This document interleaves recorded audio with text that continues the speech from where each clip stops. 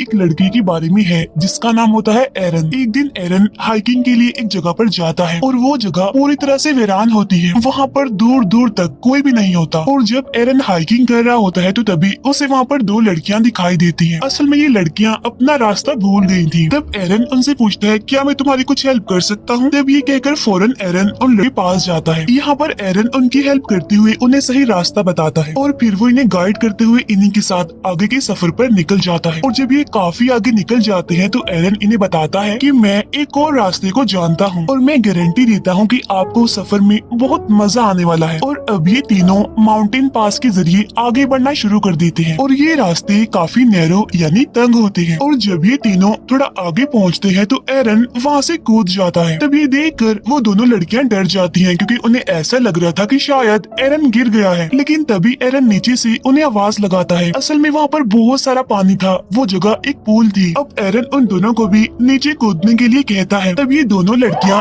एक एक करके पानी में कूद जाती हैं और ऐसा करने में उन्हें बहुत मजा आता है। वो वहाँ पर काफी इंजॉय कर रहे होते हैं। इसके बाद ये तीनों अपने सफर पर आगे निकल जाते हैं। अब वहाँ से निकलने के बाद एरन को हाइकिंग के लिए आगे जाना होता है और उन दोनों लड़कियों को अपने घर जाना होता है। तो इसीलिए ये लोग यहाँ पर अलग अलग होने से पहले सेल्फी बनाते हैं। एरन उनसे पूछता है क्या हम लोग दोबारा कभी मिलेंगे। तब उनमें से एक लड़की कहती है कि कल हमारी रात पार्टी है जिसमें कि तुम भी आ सकते हो। इसके बाद एरन उन दोनों लड़कियों को गुड बाय कहकर वहाँ से निकल जाता है। एरन अब माउंटेन पास से आगे बढ़ रहा होता है। वो काफी खुश होता है, वो इस हाइकिंग को काफी इंजॉय कर रहा होता है। लेकिन ये बहुत ही ज्यादा तंग और खतरनाक होते हैं। और जब एरन दो तंग पहाड़ियों से नीचे उतरता है तो वहाँ पर एक बड़ा सा पत्थर होता है और जब एरन उस पत्थर का सहारा ले रहा होता है तो तभी वो पत्थर खिसक जाता है जिसकी वजह से अब बेचारा एरन नीचे गिरने लगता है। और वो पत्थर जिसका एरन ने सहारा लिया था वो भी उसके साथ साथ आकर उसके हाथ पर गिर जाता है, उसके राइट हैंड पर। और अब एरन का हाथ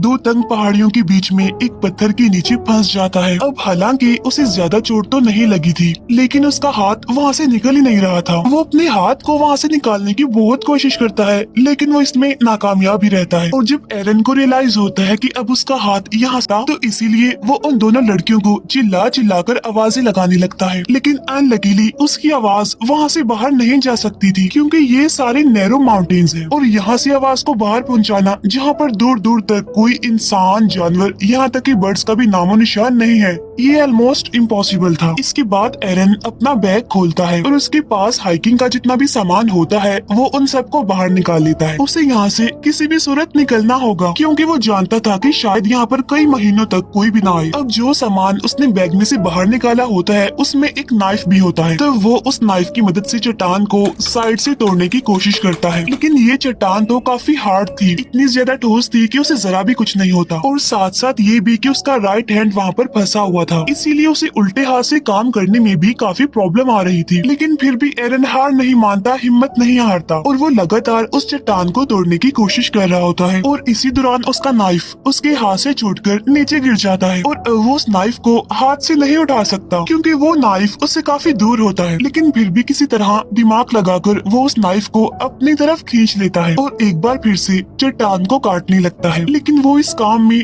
पूरी तरह से नाकामयाब रहता है अब क्योंकि वो चट्टान इतनी ठोस थी कि उसकी नाइफ की धार भी पूरी तरह से खत्म हो चुकी थी। और अब देखते ही देखते रात हो जाती है और एरन को यहाँ पर फंसे हुए काफी घंटे गुजर चुके थे। उसे कुछ समझ नहीं आ रही थी, उसे कुछ नहीं पता था कि वो यहाँ से कैसे निकल सकता है, इसीलिए वो लगातार अपने हाथ को वहाँ से निकालने की कोशिश करता रहता है। ऐसे ही करते करते अगली सुबह भी हो जाती है और अब यहाँ पर एरन को फंसे हुए 25 घंटे हो गए थे लेकिन स्टिल उसे निकलने का कोई रास्ता नहीं मिल रहा था। लेकिन फिर वो अपने कैमरा को ऑन करता है और उसमें रिकॉर्डिंग करना शुरू करता है जिसमें वो कहता है कि पिछले 25 घंटों से मैं यहाँ पर फंसा हुआ हूँ और कोई भी नहीं जानता कि मैं यहाँ पर हूँ क्योंकि मैंने अपने यहाँ पर आने का किसी को भी नहीं, सामान भी बहुत ही कम है और पीने के लिए भी सिर्फ 400 से 500 ml पानी है। अब जब वो ये सब कुछ रिकॉर्ड कर रहा होता है तो उसे ऊपर से किसी की आवाज सुनाई देती है। इसी वजह से एरन जोर जोर से चिल्लाने लगता है लेकिन उसका चीखने का चिल्लाने का कोई फायदा नहीं होता क्योंकि वहाँ पर तो कोई होता ही नहीं है। कुछ घंटों के बाद वहाँ पर फिर से रात हो जाती है जहाँ पर एरन को भूख लगने लगती है और उसके पास खाने का जितना भी सामान बचा हुआ था वो उसे खाने लगता है। तब उसे याद आता है कि आज रात तो उन लड़कियों ने मुझे पार्टी में इनवाइट किया था जहाँ पर जाहिर सी बात है कि वाइन भी होगी। और अब एरन उस पार्टी को इमेजिन करने लगता है और तो और वो अपने आप से बातें भी करता है।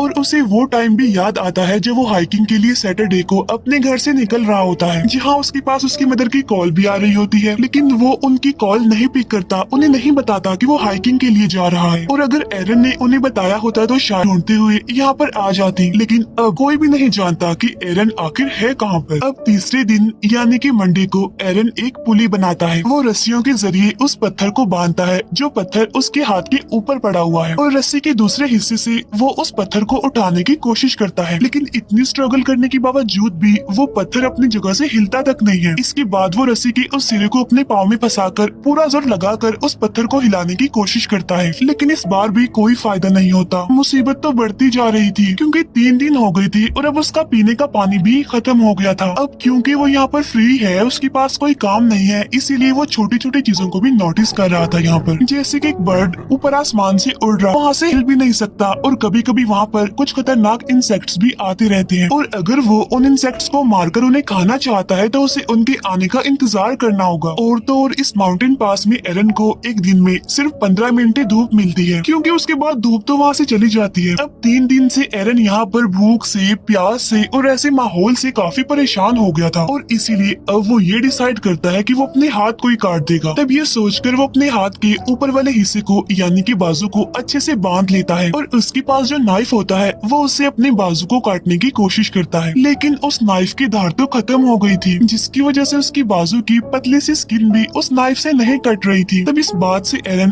काफी डिसअपॉइंटेड हो जाता है, और इसीलिए वो कैमरा में रिकॉर्ड करता है कि कभी भी सस्ते टॉयज मत खरीदना, क्योंकि ये तो बेकार होते हैं, किसी काम के नहीं होते। अब इस तरह करके एक और दिन गुजर जाता है, और जब रात होती है तो एरन को अपने पुराने दिन काफी याद आ रहे होते हैं। उसे अपनी फैमिली, अपनी बेस्ट फ्रेंड और अपने बहुत सारे फ्रेंड्स याद आ रहे होते हैं, और जब वो लोगों को याद कर रहा होता है तो ऊपर आसमान में बादल आ जाते हैं, और देखते ही देखते बहुत जोरों से बारिश होने लगती है, क्योंकि एरन के पास पानी खत्म हो गया, इसीलिए वो अपनी बोतल में पानी भरने लगता है, और उन तंग माउंटेन्स में भी पानी आने लगता है जहाँ पर एरन फंसा हुआ था। और अब देखते ही देखते पानी का लेवल बढ़ता जा रहा था, जिसकी वजह से एरन उसमें डूबना शुरू हो जाता है। अब क्योंकि पानी में ग्रेविटी कम होती है, इसीलिए हम भारी से भारी चीज को भी आसानी से उठा सकते हैं। तब एरन भी पानी के अंदर जाकर उस पत्थर को उठाने की कोशिश करता है, और काफी मुश्किलों के बाद वो उस पत्थर को उठा लेता है, जिसकी वजह से फौरन उसका हाथ भी वहाँ से बाहर निकल जाता है। तब एरन वहाँ से निकलकर अपनी गाड़ी की तरफ भागता है। वो अपनी गाड़ी में बैठकर उस जगह से निकल जाता है, लेकिन ये सब कुछ एक ड्रीम था उसका, क्योंकि ऐसा कुछ नहीं होता। अभी भी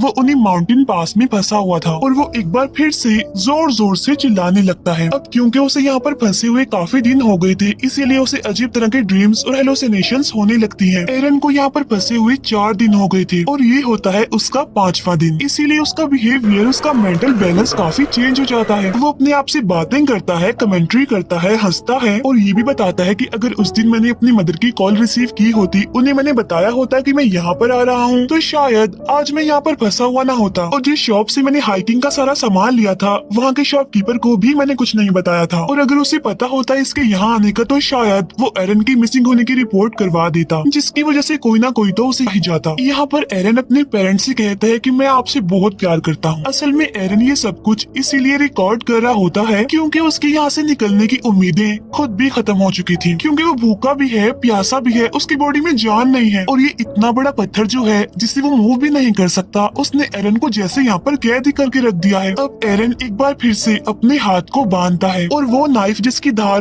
पूरी तरह से खत्म हो चुकी है, वो उससे अपने हाथ को काटने की कोशिश नहीं करता, बल्कि वो नाइफ की फ्रंट साइड से अपने हाथ पर स्टैब करना शुरू कर देता है। वो नाइफ को इतने अंदर तक गाड़ता है कि वो उसकी हड्डी तक पहुंच जाता है, जिसकी वजह से उसका खून निकलने लगता है, लेकिन इससे आगे एरन कुछ भी नहीं कर पाता मजीद। और अब इस तरह से एक दिन और गुजर जाता है, और जब छठा दिन आता है तो एरन की हालत काफी खराब होती है। वो काफी कमजोर पड़ गया था, और अगर वो अब यहाँ से नहीं निकला तो वो बच नहीं पाएगा। तब यहाँ पर एरन ये भी सोचता है कि शायद ये पत्थर पूरी जिंदगी से मेरा ही इंतजार कर रहा है। जब से मैं पैदा हुआ हूँ ये माउंटेन पास मेरा ही इंतजार कर रहा था, और शायद मेरी डेस्टिनेशन यही है। और अब वो वहाँ चट्टान पर रेस्ट इन पीस लिख देता है, साथ साथ वो अपनी डेट ऑफ बर्थ भी लिखता है और अपना नाम भी, क्योंकि अब उसे यकीन आ चुका था कि वो यहाँ से जिंदा बचकर वापिस नहीं जा पाएगा। साथ साथ उसकी पूरी हिम्मत टूट चुकी थी, वो काफी निढाल भी हो गया था। फिर नेक्स्ट डे यानी छठे दिन जब उसे हल्का सा होश आता है तो उसे कुछ विजन्स दिखाई देने लगते हैं। तब उस विजन में उसे एक छोटा बच्चा दिखाई देता है जो कि असल में एरन का फ्यूचर सन होता है। तब एरन देखता है कि वो अपने बच्चे के साथ खेल रहा है, जिसकी वजह से वो इमोशनल हो जाता है और अब उसके अंदर एक पावर डेवलप होती है और इसीलिए वो अपने फंसे हुए हाथ को ऑपोजिट साइड पर पुश करना शुरू करता है। ऐसा करके वो अपने हाथ की हड्डी को तोड़ देता है और उसके पास जो चाकू होता है उस पर भी उसने धार लगा ली होती है और अब आहिस्ता आहिस्ता करके वो अपने हाथ को काटना शुरू करता है और अब इस तरह करके वो अपने हाथ को अपनी बॉडी से अलग कर देता है और आज छठे दिन वो अपने हाथ को सेक्रीफाइस करके इस पत्थर से खुद को आजाद कर लेता है। अब वहाँ से निकलने से पहले वो अपने हाथ की पिक्चर भी बनाता है, उस हाथ की जो अभी भी उस पत्थर में फंसा हुआ है और